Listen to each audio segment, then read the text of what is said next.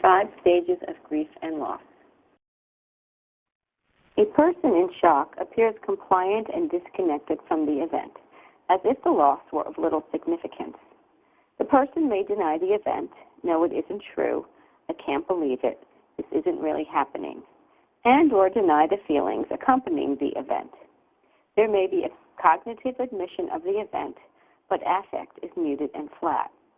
There may be little emotional expression. People in this stage may be described as robot-like, stunned, or in a fog. This stage generally lasts from a few hours to a few days.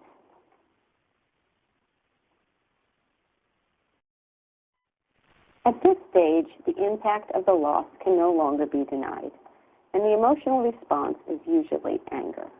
Anger may be diffuse and directionless, or may be directed at the lost person, at oneself, at God or fate, or at whomever or whatever is thought to be responsible for the loss.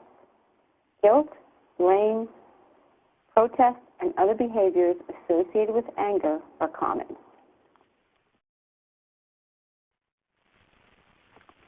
Behavior during this stage appears to be a final attempt to regain control and to prevent the finality of the loss. To the degree that the person feels himself responsible for the loss, he may resolve to change his behavior and to do better from now on.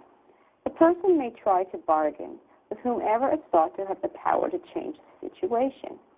When a child is in placement, the power may be the caseworker, the resource parent, or the agency.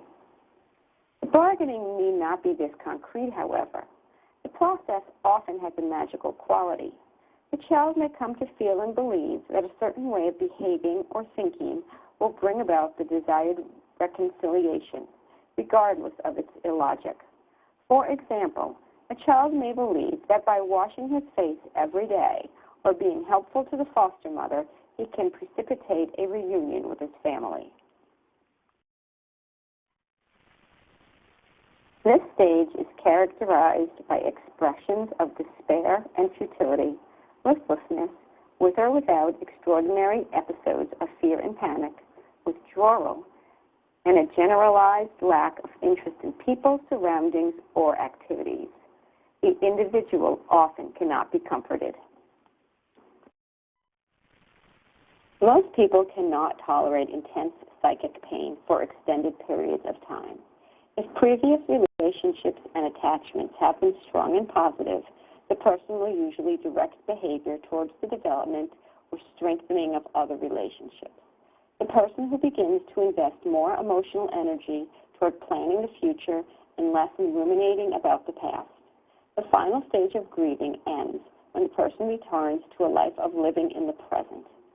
In some cases, the pain is so intense that the acceptance is not able to be achieved.